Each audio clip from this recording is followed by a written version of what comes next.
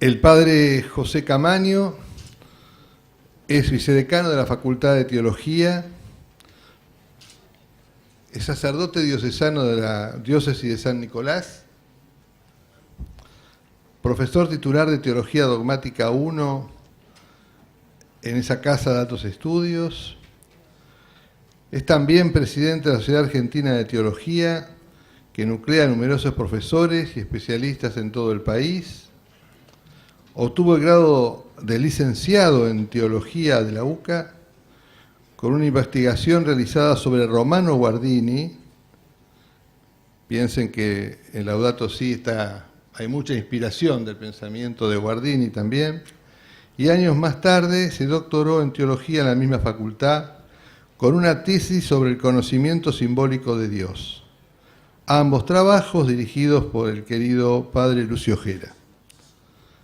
Es conferencista de larga trayectoria en el mundo académico y lo podemos considerar también un amigo de la casa.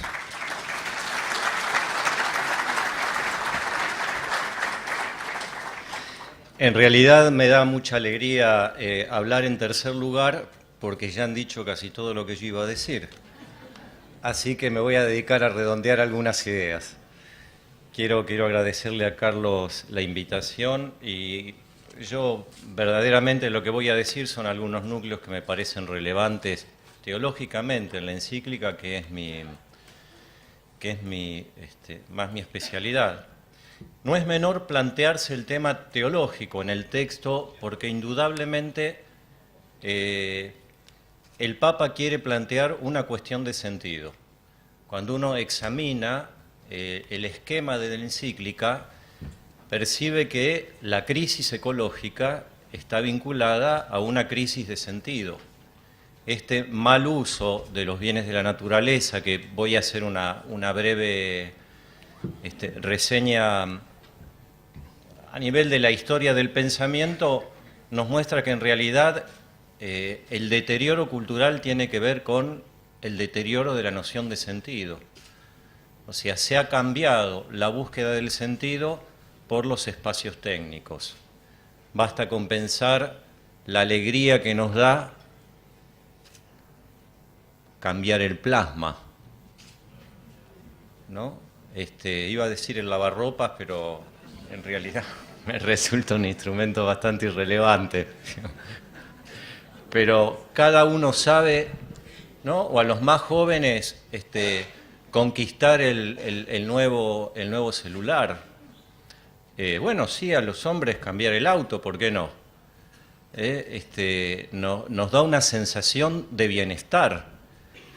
Esto hace muchos años atrás en un libro de antropología en el cual plantea la cuestión de la técnica, el padre Mandrioni, citando a Heidegger, decía que en realidad el mundo del ser se ha poblado de objetos técnicos.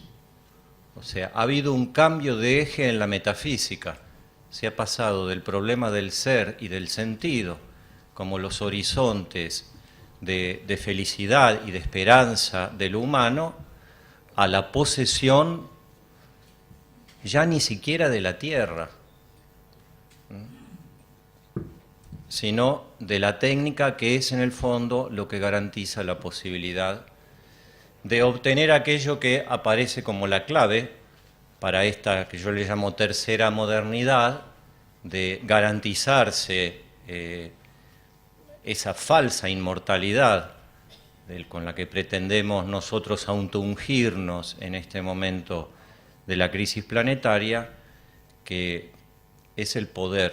En el fondo, aquí aparece otra cuestión interesante, en el planteo que hace el Papa, que yo diría es primero la crisis como paso del tema metafísico, del tema del ser, a la cuestión del sentido como posesión de lo técnico, a la discusión sobre el poder. En el centro del planteo de la encíclica está, bueno, en un momento de la encíclica lo dice concretamente, es sumamente peligroso que tan pocos tengan tanto poder, que es el administrar los inmensos recursos científicos y técnicos con los que cuenta el mundo actual.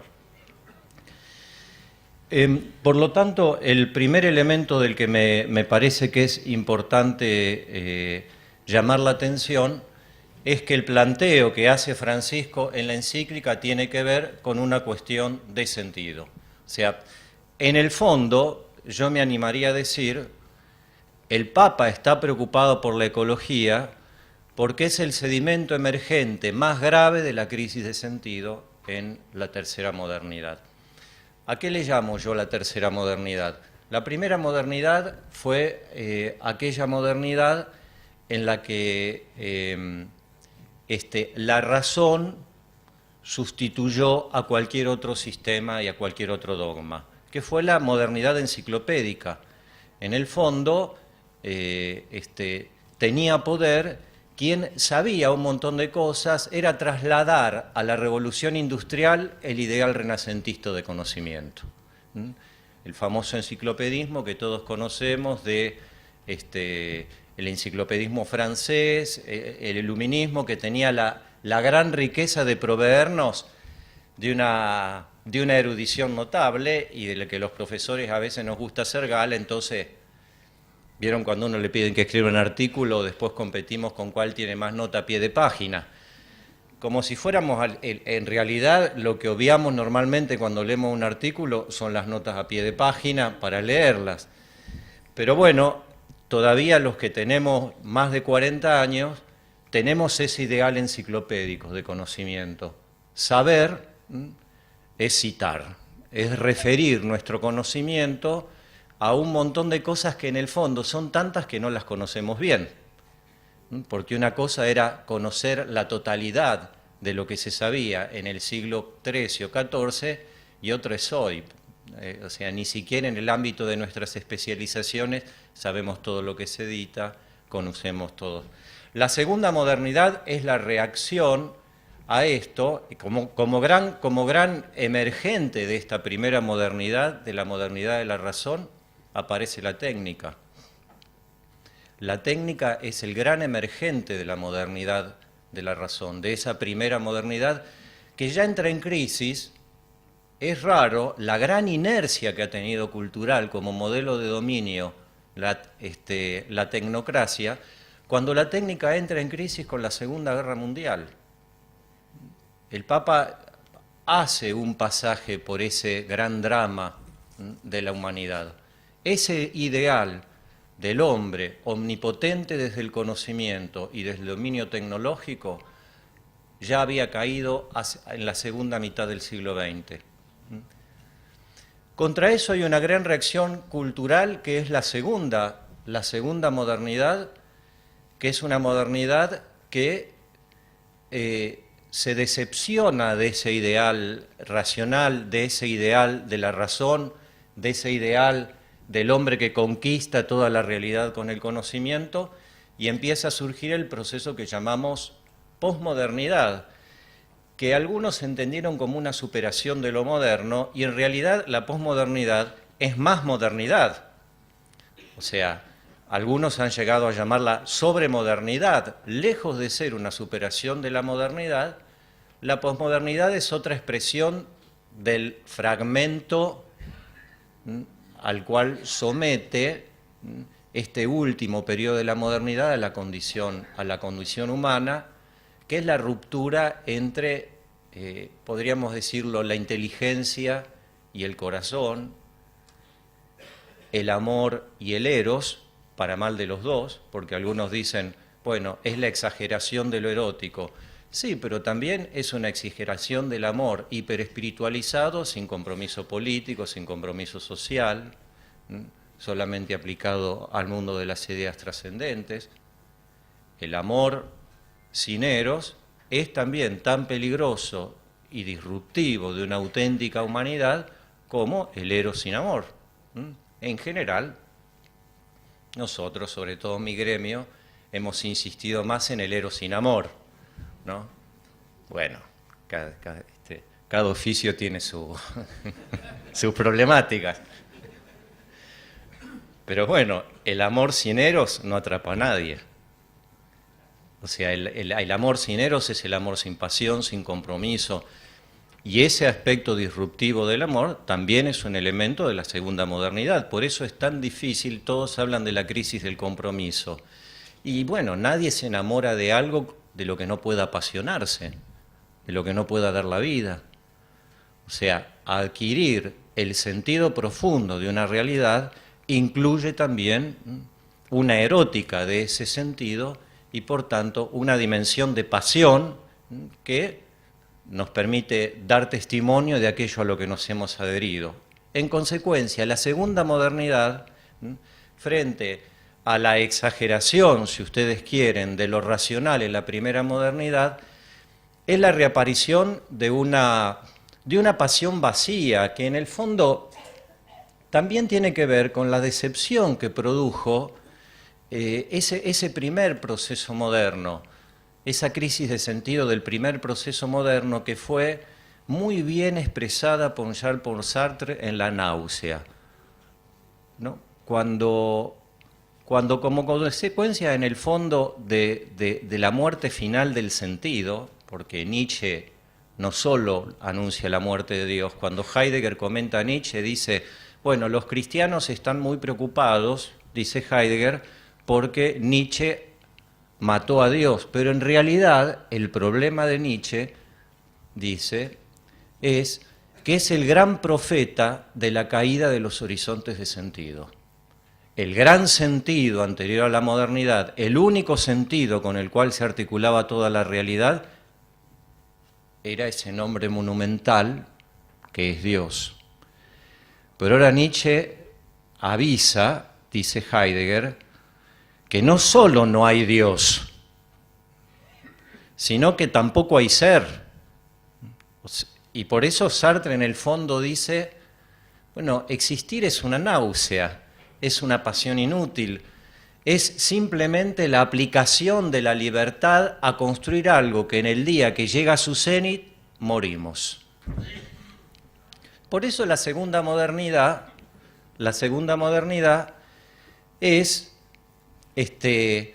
abocarse a aquella experiencia más inmediata que es la de la sensibilidad, la del sentido. ¿Y aquí surge nuestro tercer momento? Lo que yo diría, la técnica aplicada al dominio, la técnica aplicada al poder, la técnica aplicada a la posibilidad de controlar y sobre todo de controlar el otro gran principio que existía en la primera modernidad, que es lo que se llamó la naturaleza. Por debajo de este ideal de técnica y de este ideal de control de la realidad, hay un proceso sumamente interesante, porque seguro que aquí hay mucha gente que sabe filosofía y que sabe quizás hasta más filosofía que yo, pero saben que el concepto de nature en la modernidad sustituyó a la noción de Dios. O sea, la naturaleza, que para el hombre, para el cristiano, en la revelación bíblica, es un don, es lo dado. Nuestro respeto a la naturaleza tiene que ver con aquello que es el primer título el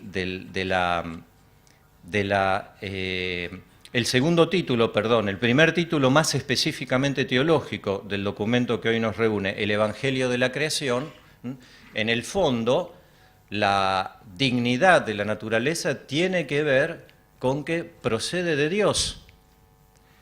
De allí que la gran crisis inicial, si uno dijera, ¿en dónde radica aquella crisis que en el tardo medioevo se da con esa primera revolución tecnológica? Porque algunos piensan que, bueno, la revolución tecnológica se da en la modernidad.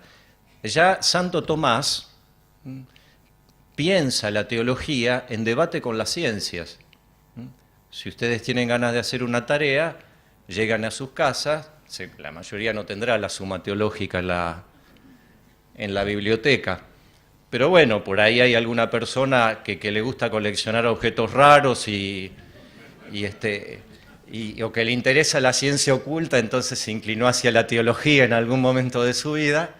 Pero si no, googleen la Suma Teológica y vayan a la primera parte de la Suma Teológica, a la cuestión primera de la Suma Teológica, y Santo Tomás se pregunta algo que nadie se había preguntado antes, así con esa radicalidad. Se pregunta si la teología es una ciencia.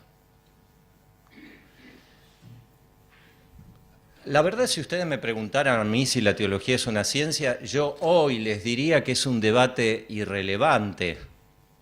¿Por qué? Bueno, porque la teología está muy lejos de ser la ciencia de las ciencias, ¿no? A la teología la siguió la filosofía como la ciencia articulante, a la filosofía la siguió la sociología, y hoy goza un poco de prestigio como articulador del todo social, y es parte del problema, indudablemente, la economía, ¿no? Uno podría decir, aquel ideal articulador de todo el saber al cual mirábamos para tranquilizarnos con el diario de la mañana, era la teología en el siglo XI y la economía hoy, ¿no? Por eso alguien ha llegado a decir, la economía es hoy lo que la teología era en el medioevo.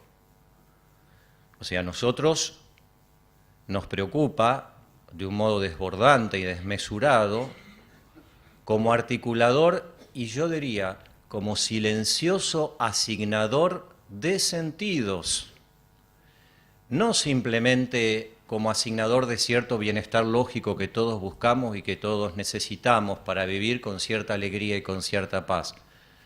Porque cuando se habla de la relación en la encíclica de economía y problema ecológico, en el fondo lo que está planteándose es que la economía ha pasado a ser la realidad que asigna sentidos. Por eso nos resulta bastante difícil entender que los pobres pueden ser felices, muy felices, mucho más felices que muchos de nosotros, mucho más felices que muchos de nosotros, quienes trabajan con gente sencilla, quienes tienen trabajo en las bases, saben de la felicidad que puede haber en medio de una situación de pobreza y la solidaridad que puede haber. Yo he visto a gente de los barrios pobres llevarse al vecino solo a vivir a su casa. Y lo he visto solo ahí, ¿no? Porque a nosotros nos cuesta que el vecino, la tía, mamá y papá llevar a nuestra casa. Miren que vamos a llevar al vecino, ¿no es cierto? Claro, pero ¿por qué? Porque para el pobre, para ese pobre, lo que sigue siendo asignador de sentido no es si gasta más o si gasta menos. Por eso hay un montón de cosas que nosotros no podemos comprender, como por ejemplo, que sea pobre y que haga una gran fiesta para el bautismo de los chicos. Bueno, pero ¿por qué? Porque tiene otra criteriología en la construcción de los sentidos que articulan su existencia. Bueno, esto lo quiero dar solo como un ejemplo para mostrar que el lugar tan relevante, tan oculta y silenciosamente relevante que tiene el problema económico para nosotros. No quiero decir una palabra de política, solo eso, que no quiero decir una palabra de política.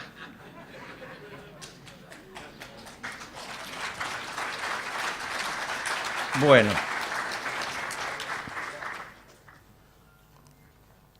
Santo Tomás, sin embargo, vivía en una sociedad en la cual lo que articulaba sentidos era Dios.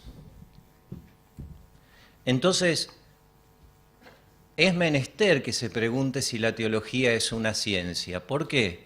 Porque es el lugar desde el cual va a tener que debatir para validar otros conocimientos científicos.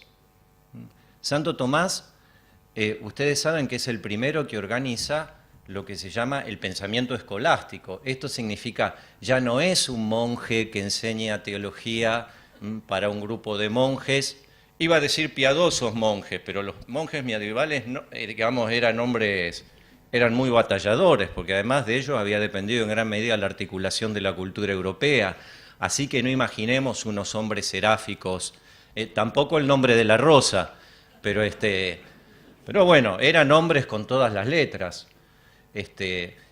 Pero Santo Tomás, a eso se le sumaba que él participaba del debate público, hasta tal punto que alguna teoría dice que lejos de ser un atracón, lo que lo mató es en ese monasterio cerca de Roma, en Fossanova, fue un peón del rey de Nápoles, al cual Santo Tomás lo tenía bastante cansado con sus homilías sobre los deberes del príncipe y todas esas cosas. Entonces una noche a un hombre que le gustaba comer y que le gustaba más o menos algunos deleites legítimos para la vida de un dominico, la mejor forma de hacerlo desaparecer era envenenarlo. Lo cual muestra que Santo Tomás era un hombre que estaba en el debate público. Quiero decir, como primera idea, el Papa habla de esto porque es absolutamente relevante para un hombre de fe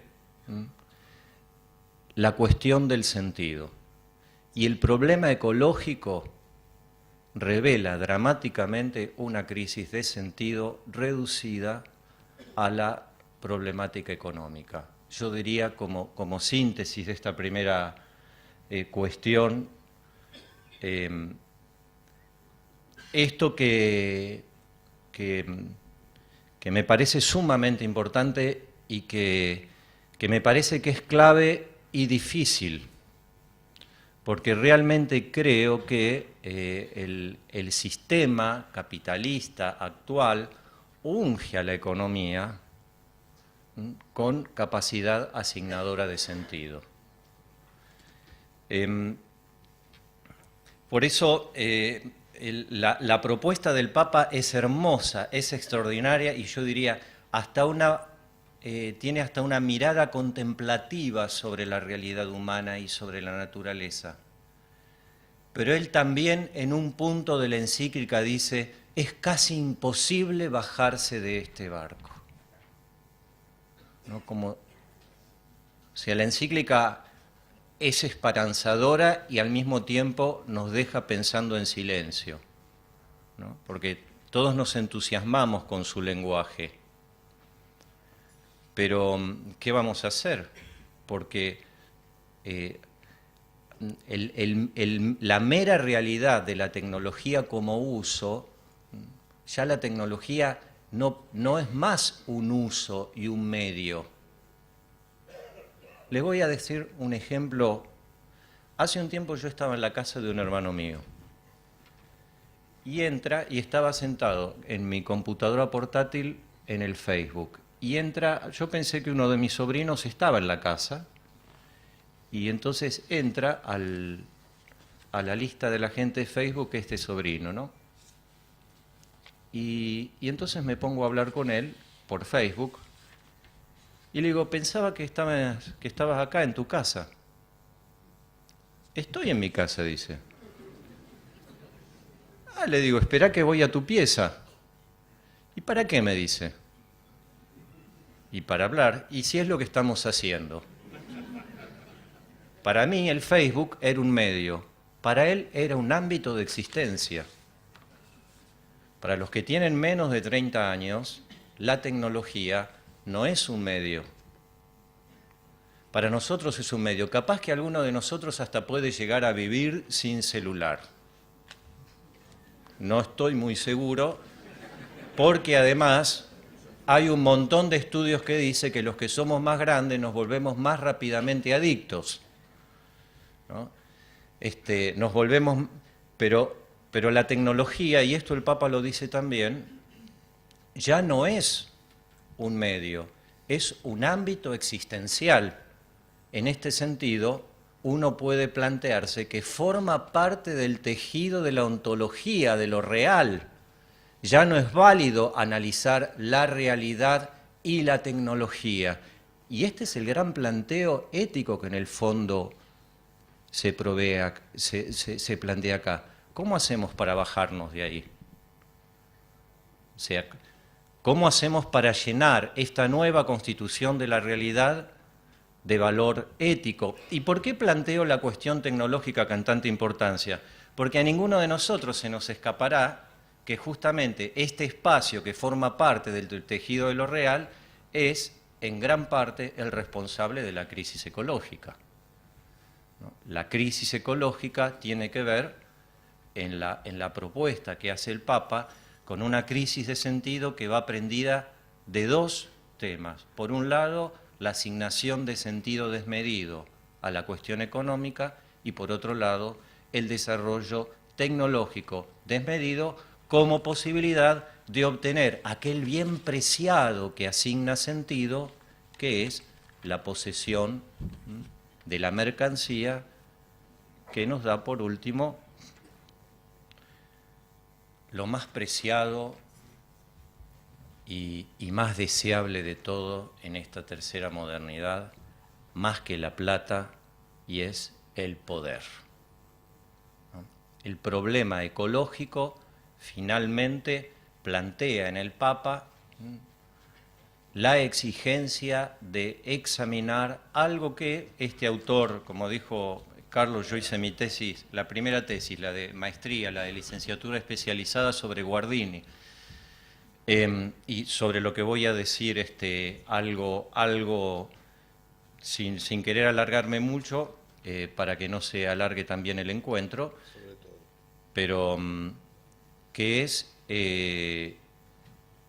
justamente que Guardini plantea que el problema de la modernidad es una crisis en la concepción de poder.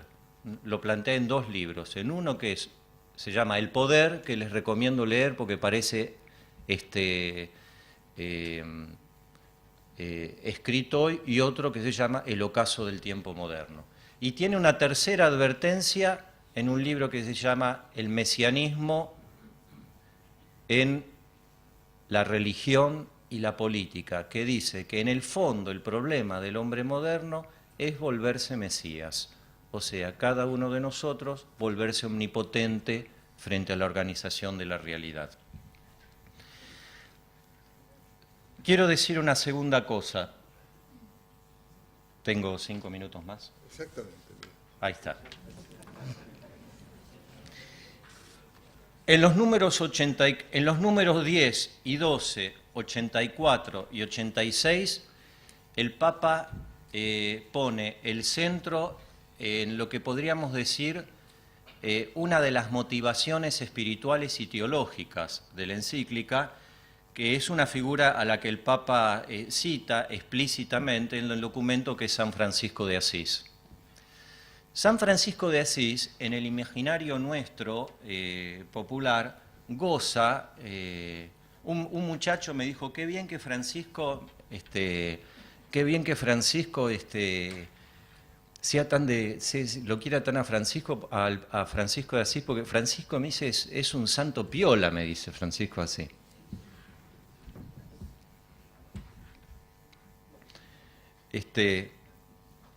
No, me quedé pensando, ¿no? Porque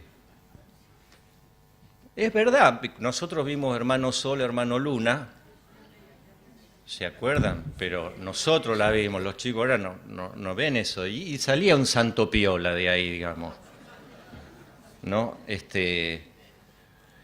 Y esta cosa de la naturaleza, ¿no? Hasta medio hippie. Francisco es la fuente de pensamiento de la escolástica medieval. Francisco era muy poco ingenuo, tampoco tenía una visión de la naturaleza frente a la cual el hombre debía someterse pasivamente, ni tenía una visión en la cual el hombre debía rechazar la naturaleza. Podríamos decir en los términos más específicos, Francisco tenía una visión cultural de la naturaleza. Esto significa que el hombre legítimamente debía relacionarse en armonía con la naturaleza. De aquí la importancia del pensamiento de Francisco, porque frente a esta visión cultural de la naturaleza, se pasa a una visión tecnológica sobre la naturaleza que implica una relación de dominio. La noción de cultura es una noción que implica relación y armonía, la noción de dominio, posesión para el uso.